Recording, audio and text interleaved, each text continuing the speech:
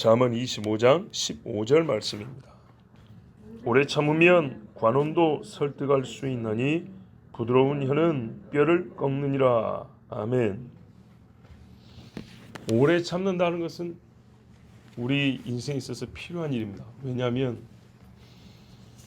나의 뜻을 이루기 위해서는 오래 참음이 필요하다는 것을 말하기 전에 우리 자신이 실수하거나 잘못을 범할 때가 있기 때문에 무언가가 내가 원하는 것이 즉각되지 않냐고 기다리는 시간 동안 자기 자신을 돌아볼 기회를 먼저 갖게 됩니다. 오래 참는다는 말을 한편으로만 써먹지 마시고 한 가지 종류의 일에만 적용하면 안 됩니다. 즉 내가 누군가에게 무언가를 원하는데 그가 들어주지 않아 내가 그거를 지속적으로 원함을 표현하여 끝내 받아낸다.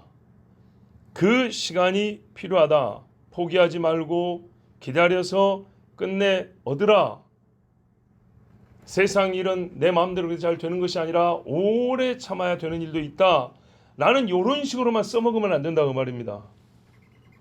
그게 중요하지만 오래 참음 그 과정 안에 어떤 경우는 참다가 자기 자신의 뜻이 바뀌는 경우가 있습니다. 대표적인 신뢰가 하나님과의 기도입니다. 우리가 하나님께 뭘 해달라고 하는데 하나님이 안 해줍니다. 왜 안 해주냐고 막 따집니다. 하나님 나 안 사랑합니까? 내가 예수를 안 믿는 것도 아니고 내가 이렇게 애를 쓰는데 왜 하나님 안 줍니까? 그러는 기도하는 중에 하나님이 깨우쳐 줍니다. 너 정욕을 쓰려고 하지 않냐? 그걸 바라기 전에 먼저 해야 될 일이 있지 않냐? 그것을 가지고 무엇을 하느냐? 그 다음 네가 무엇을 하려고 하느냐? 더 큰 목적이 무엇이냐? 과연 하나님의 의냐? 아니면 너의 육신의 정욕으로 그치는 일이냐? 또한 내가 그 원함을 가진 누군가에 대하여 박대하고 함부로 말하고 험악한 인상으로 대했던 적이 있다면 회개하게 될 것이고 다른 사람에 대한 나의 태도도 부드럽고 온유하게 바뀔 겁니다. 그래서 오래 참음은 먼저 나 자신의 행위와 생각과 즉 사상과 말에 대하여 숙고하고 돌이킬 수 있는 기회가 되기도 합니다. 그리고 오늘 말씀과 같이 내가 분명히 옳은 것을 바라고 필요한 것을 요구할지라도 상대가 그것을 들어주지 않는 경우가 있습니다. 여기서 상대라는 것은 나보다 아랫사람이 아니죠. 나의 요구를 들어줄 능력과 권한이 있는 사람, 어떤 의미에서는 책임이 있는 사람. 이 땅의 재판장은 어떻습니까? 공과 사, 의와 불의를 가리는 그런 책임을 맡은 자 재판장 아닙니까? 과부가 보세요. 원한을 풀어달라 했어요. 여기 전제는요. 과부가 요구하는 것이 옳다는 것입니다. 전제가 그겁니다. 그런데 과부라 보니까 힘이 없어서 당한 일을 힘이 없다고 이제 들어주지도 않습니다. 그럴 때 불의한 재판장이라도 자기가 책임이 있고 권한이 있는 그 일에 대하여 시간이 오래 가니까 그 과부의 간곡함을 참 피곤해서라도 들어줄 수밖에 없다. 우리가 예수님의 말씀에서 듣지요. 이제 두 번째는 이런 케이스입니다. 나의 요구가 옳아요. 적정해요. 필요해요. 근데 상대가 그거를 옳지 않다고 판단하든지 내 말뜻을 이해를 못했든지 나와 같은 원함이 없든지 아니면 나를 무시하든지 해서 안 들어주는 경우, 이 경우에 어떻게 할 겁니까? 벽돌 던질까요? 이때 필요한 거 정말 그 상대로부터 원함을 얻어낼 수 있는 제1의 방법이 오래 참는 거라는 말씀입니다. 과부의 비유가 꼭 그렇습니다. 오래 참는 동안에 나는 가만 멈춰 있으면 됩니까? 아니죠. 계속 요구하는 겁니다. 계속 부탁하는 겁니다. 어떤 말로요? 부드러운 말로. 예. 그러면 어떻게 해요? 그 과부도 간곡하게 청을 했다 그랬어요. 그러면 이 불의한 자라도 무슨 생각을 합니까? 자기 자신을 이제 돌아봅니다. 내가 참 못됐구나 생각하고 우리가 깜짝 놀랄 정도로 선하게 응대해 주는 경우도 있습니다. 마지못해 해주지만은 자기 양심이 찔려서 그래 네 말이 맞다 이렇게 들어주는 경우도 있습니다. 나중에 쓰려고 했던 것인데 네가 그렇게 원하니 그래 지금 써라 하고 이렇게 주는 경우도 있습니다. 결과는 어떠냐면 얻는다는 겁니다. 어떻게 쓰냐면 들어줄 수 있는 그 사람의 마음이 바뀐 겁니다. 마음이 바뀌는 정도, 즉 기쁨과 불쾌감 또는 넉넉한 마음, 아주 그냥 인색한 마음, 마음의 정도는 좀 차이가 있을지 모르지만 방향이 바뀐 건 확실합니다. 안 들어줘야지 해서 들어줘야지로 바뀌었다는 얘기입니다. 거기에 제일 중요한 게 뭐라고요? 부드러운 말로 오래 참으면서 끊임없이 간구하는 겁니다. 그래서 오늘 말씀이 이렇게 말합니다. 부드러운 혀는 뼈를 꺾는다. 사람 몸에서 가장 단단한 게 뼈입니다. 그렇죠? 부드러운 것은 혀입니다. 정말 사람의 혀는 제일 부드러운 부분입니다. 그런데 가장 단단하고 강한 것이 부드러운 것에 의해서 부러진다고 말씀합니다. 혀에는 뼈가 없지만 뼈를 꺾는 것이 혀입니다. 즉 이건 비유적인 표현으로 사람 마음에서 가장 강한 부분을 이 사람이 가지고 있는 그 가장 마음의 부드러운 부분이 이겨낸다는 겁니다. 마음을 부드럽게 하고 기다리는 그 마음이 완악하고 단단하고 고집센 마음을 이겨낸다는 얘기입니다. 그래서 응답을 해주는 거죠. 이 온유함의 능력이 얼마나 크냐. 그래서 온유한 자는 땅을 기업으로 온다 그랬습니다. 자, 기드온이요, 미디안 사람 치고 오니까 에브라임이 못해 쳐먹어가지고 뭐라 그랬어요? 아, 이 큰 전쟁에 우리를 불렀어야지 우리를 안 불러?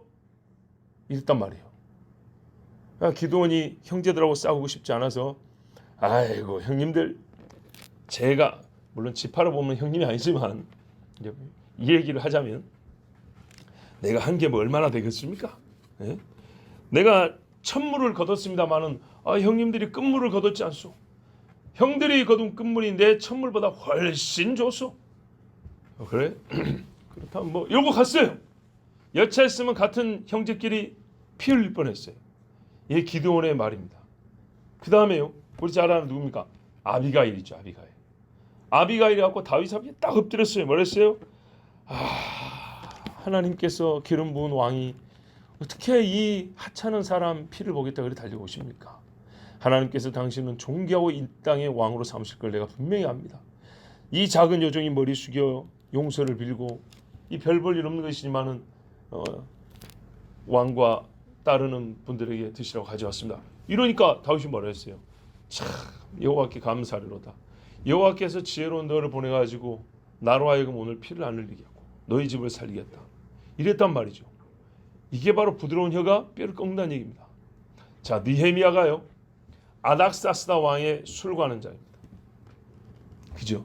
근데 그 측근 중에 측근인데 아닥사스다 왕이 어느 날 보니까 느헤미야 얼굴에 근심이 있어요.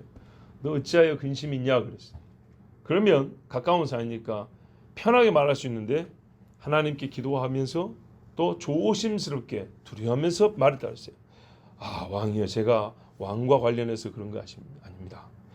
그런 게 아니고 저희 고향이라기보다는 조상들의 땅이죠. 왜냐? 본인은 유다에서 태어난 적이 없으니까요. 우리 조상들이 살았던 땅이 불타고 하나님께 예배했던 성전이, 성벽이 또 세워지고 있다가 불탔다고 하는데 그 문도 다 타버렸다는데 제가 어떻게 웃을 수 있겠습니까? 그래서 제가 좀 근심하고 있습니다. 이렇게 부드럽게 공손하게 표현을 했어요. 그러니까 아닥사스다가 네가 원하는 게 뭐냐? 왕이시여, 허락하시면 제가 조상들의 땅에 좀 갔다 오고 싶습니다. 이랬단 말이에요. 그러니까 왕이 시간을 정해주고 필요한 물자를 대주고 총독의 자리를 임명해서 보냈어요. 총독 얼마나 큽니까? 옛날에 이 조선 총독부에 일본에서 천황이 총독을 임명해서 보내죠. 우리가 같은 총독이라는 글자를 보고도 뭔 뜻인지를 잘 생각을 안 하는데 이게 어려운 게 아니라 옛날 조선 총독부에 와 있던 총독은 조선을 다스리는 실질적인 통치란 말이죠. 그런 의미예요. 느헤미야를 그렇게 총독, 유다 총독으로 보낸 거예요. 페르시아의 식민지가 된 유다를 그 나라 혈통인 느헤미야에게 총독의 자리를 맡겨서 보낸 거예요. 옛날로 말하면 조선 사람에게 조선 총독 자리를 맡겨서 보냈다 이 말입니다. 자, 여러분 하나만 더 해볼까요? 에서가 야곱 죽인다고 왔어요. 그죠? 야곱이 에서한테 보낸 선물도 한몫을 했습니다마는 그걸로 끝이 아니고 에서하고 화해하게 된 결정적인 것은 뭡니까? 내 주여 이렇게 불러버렸어요. 그리고 그 앞에 엎드려서 절을 해버렸어요. 옛날에는 쌍둥이니까 나이도 똑같잖아요. 뭐 몇 분 차이로 태어난 거 아닙니까? 그랬던 형인데 내 주여 하고 내 주의 얼굴을 보니 하나님 얼굴을 뵙는 것 같습니다 하고 약간 오바스럽지만 하여튼 이렇게 에서를 높여주고 자기가 엎드리니까 에서가 어떻게 해요? 거기다가 칼을 들 수 있나요? 맞죠? 자, 부드러운 혀가 뭘 꺾어요? 뼈를 꺾어요. 그런데요, 여기서 조심해야 할 게 있습니다. 우리가 한 가지 것을 보고 열을 알고 열의 적용도 가능하지만 어떤 말은 이때는 이렇게 적용이 되고 저때는 저렇게 적용이 될 수가 있습니다. 무슨 말이냐면 부드러운 혀가 뼈를 꺾는다고 해서 혀가 항상 부드러워야 된다는 말을 의미하는 건 아닙니다. 이 경우에는 어떤 경우냐면 아까 분명히 제가 그래서 가려드린 거예요. 내 요구가 불의한 게 아니고 내 요구가 정당하고 옳을 때, 그러나 상대가 완악하고 불의해서 안 들어줄 때 어떻게 해야 그것을 원하는 것을 받을 수 있는가 할 때 내가 안 들은다고 화를 내거나 분노하거나 쌍욕을 하고 서로 싸울 것이 아니라 부드러운 말로 오래 참음으로 계속 지속하여 구해야 된다는 얘기입니다.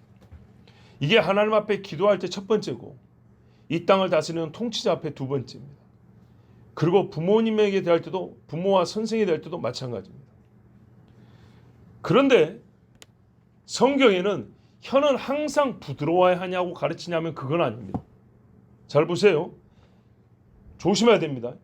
우리가 의라는 말이 나오면 전부 다 칭의로만 생각하면 안 된다 그랬어요. 의라는 말은 행위의 옳음도 가리킬 때 쓰는 말이에요. 부드러운 혀 하니까 혀는 항상 부드러워야 한다. 항상 좋은 말을 해야 한다. 이렇게 하면 안 된다고요. 지금 어떤 상황인지를 말씀드린 거예요.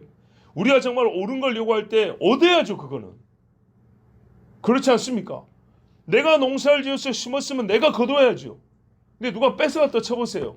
부드러우니까 그냥 됐습니다. 이렇게만 하라는 얘기가 아니죠.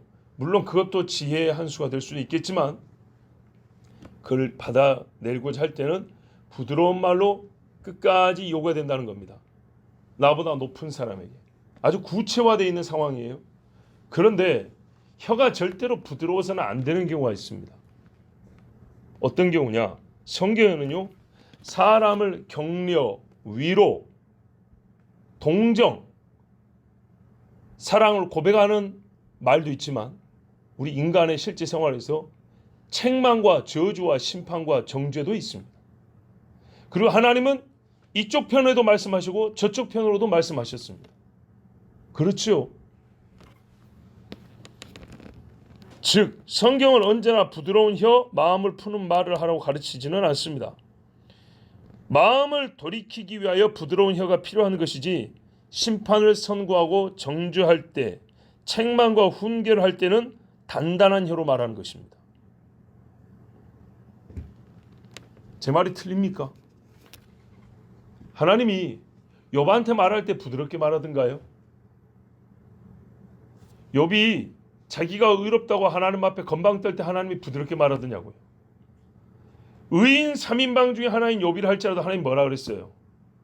너 네 말로 네를 구원할 수 있다면 산의 대장부답게 허리띠 딱 짠마 매고 손 짚고 말해봐. 이렇게 말했어요. 욥이 어쩌어요? 무서워 벌벌 떨었어요. 맞죠? 천하의 다윗이 밧세바 강간하고 우리아 죽였을 때 하나님이 부드럽게 말하던가요? 나단을 보내서 말했어요. 네가 내 말을 멸시하고 어찌 이런 일을 했느냐? 네는 은밀하시면 나는 백주 대낮에 할 것이요. 내 집에서 칼이 떠나지 않고 피 흘림이 있으리라. 네가 낳은 자식이 죽으리라 그랬어요. 부드러운 혀인가요? 아니죠.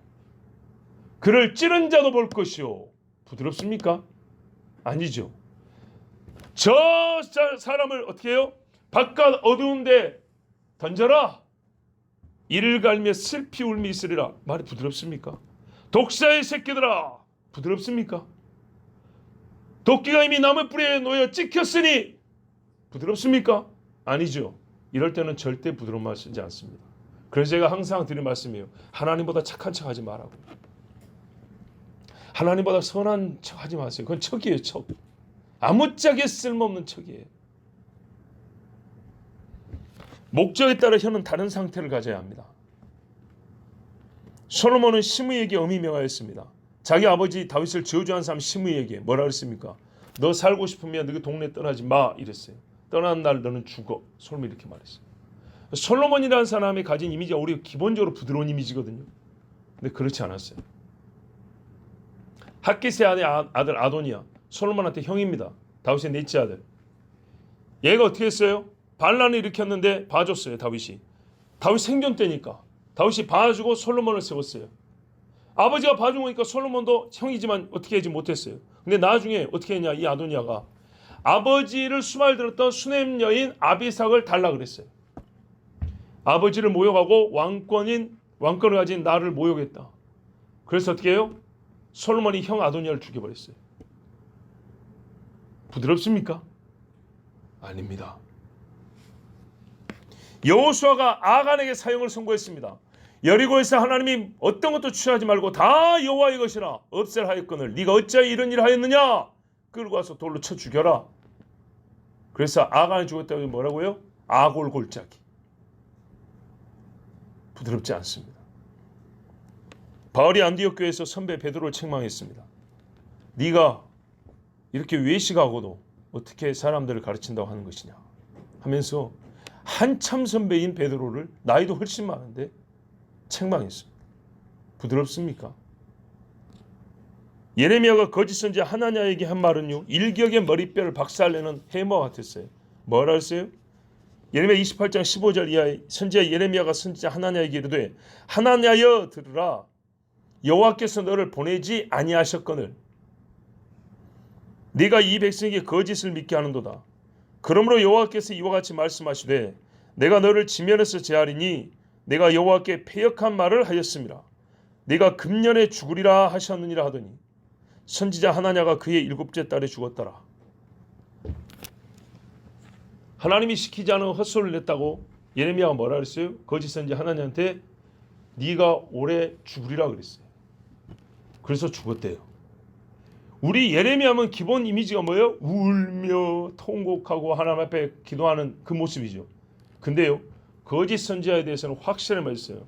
너는 여호와께 저주를 받아 죽으리라. 얼마나 무섭습니까?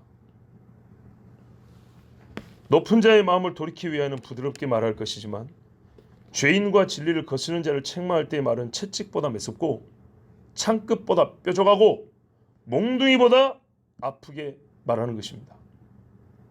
그래야 하나님의 뜻을 이룹니다. 하나님의 의를 높은 자들에게 설득시키고 그들의 힘을 주의 뜻대로 쓰게 하기 위해서는 우리의 혀를 부드럽게 해야 됩니다. 보세요. 하나님의 의를 높은 자들에게 가르치고 설명하기 위하여 아그리빠 왕이나 베스도 총독에게 바울이 말했어요. 공손하게 말을 했어요. 진리를 증거하지만은 자기보다 높은 사람들이기 때문에 그들에게 하나님의 복음을 전하기 위해서는 공손하게 말을 했어요. 또 나보다 힘 있는 사람이지만 이 힘 있는 사람의 힘을 하나님의 뜻을 행하는 데 쓰게 하기 위하여 나는 그에게 공손하게 말합니다. 에스더와 모르드게가 아하수에로 왕에게 유다인을 살리게 하기 위하여 왕권을 쓰게 하기 위하여 어떻게 해요? 엎드려 공손하게 말을 합니다. 살려주십시오라고. 이렇게 해서 어떻게 했어요? 하만의 뼈를 꺾는 일이 발생했죠. 겸손한 자세와 간곡함과 적절한 어휘를 사용할 줄 알아야 합니다. 이거는 우리가 평소에 훈련을 해야 합니다. 정말로요. 우리가 어린아이한테도 뭐라 그래요? 애가 소리를 지르거나 무례하게 말하면 다시 말해봐 그러죠. 요구하는 게 뭡니까? 네 요구가 옳을지라도 그런 태도는 아니라고 말이죠. 배가 고파서 엄마한테 밥을 달라 할지라도 엄마 밥 내놔! 이건 아니란 얘기죠. 하물며 그럴 텐데 우리가 하나님 또 하나님이 세운 통치자에게 어떻게 뻣뻣하고 뼈보다도 더 강한 말로 그의 뼈를 깨버리겠다 할 수 있습니까? 하나님은 부드러운 혀로 오래 참으며 구하라 그럽니다. 첫 번째는 누구예요? 하나님께. 왕 중의 왕이신 하나님께 우리는 항상 그래서 부드럽게 겸손하게 주여라고 부르면서 우리의 대화를 시작하는 겁니다. 그렇지만 여호와의 의로우심을 세상에 선포할 때는 철갑탄도 맞받아 부셔버릴 수 있는 강력한 혀를 가져야 합니다. 철갑탄, 탱크를 부셔버리는 포탄을 말합니다. 탱크를 얼마나 단단한 쇠로 만듭니까? 예? 근데 그거를 부시고 뚫고 들어가는 게 철갑탄이라는 겁니다. 그런데 이 철갑탄하고 우리의 말이 부딪히면 철갑탄이 부셔버릴 정도로 강력한 혀를 가져야 합니다. 어쩔 때는요, 세상에 여호와의 의로우심을 증거할 때, 하나님의 진리를 위하여 말로 우리가 싸울 때, 다윗이 블레셋 골리앗 앞에서 너는 뭐라 그랬어요? 토도 쓰고 창을 들고 단창까지 들고 온몸을 무장하고 나오지만 나는 만군의 주 여호와의 이름으로 나간다 그랬어요. 한 방에 박살내버리죠. 이것을 우리의 혀씀에도 적용하시면 됩니다. 주의 영광과 의를 위하여, 주의 군대를 위하여서 우리의 쓰는 혀는 철갑탄뿐만 아니라 어떤 무기도 박살내버릴 수 있을 정도로 강력해야 합니다. 그래서 우리가 첫 번째로 구해야 될 것은 하나님의 말씀을 마음에 받아 그 말씀, 즉 약속을 근거로 하여 주께 기도하는 것입니다. 기도하겠습니다. 하나님 감사합니다. 오늘 우리에게 혀씀에 대하여 가르쳐 주셔서 감사합니다. 우리는 연약한 자고 가진 것이 적은 자라 구할 것이 있고, 또한 우리에게 이 구함을 들어줄 통치자가 위에 있고 하늘에는 하나님이 계십니다. 이 땅에 있는 사람에게도 너희의 원함이 의로울 때, 그리고 그가 너희를 멸시하여 들어주지 않을 때 너희는 분노하지 말고 부드러운 혀를 가지고 오래 참으며 구하라 했습니다. 당연히 하나님께 구할 때는 오래 참음으로 겸손히 구할 것이고, 그리하여 하나님의 뜻을 받고, 또한 그 과정 중에 내 자신이 연단이 되고, 이 땅의 통치자들도 정말 이 땅에 의를 구하는 자들의 말을 들을 줄 아는 변화가 일어난다. 주께서 신뢰도 많이 보여주셨습니다. 오늘 우리가 이 말씀대로 행하게 하여 주시옵소서. 또한 아버지의 이 땅에 불의한 자들 앞에서는 하나님의 진리를 증거함에 있어 정말 철갑탄도 부셔버릴 수 있는 강력한 혀를 우리에게 주시옵소서. 모세가 바로 앞에 섰을 때와 같은 혀를 주시고, 베드로가 유대 관원들 앞에 섰을 때 같은 혀를 주시고, 바울이 저 로마 황제와 불의한 자들이 하나님의 복음을 무너뜨려 할 때 그들 앞에 맞서 싸울 때의 혀를 우리에게도 허락하여 주시옵소서. 이 세상의 깨끗함을 위하여서, 하나님의 영광을 위해서는 마치 없는 것처럼 겸손히 부드러운 혀를, 또한 주의 영광과 의를 위하여 불의한 자들과 맞서서는 철갑탄보다 강한 혀를 우리에게 허락하여 주시옵소서. 예수 그리스도의 이름으로 기도하옵나이다. 아멘.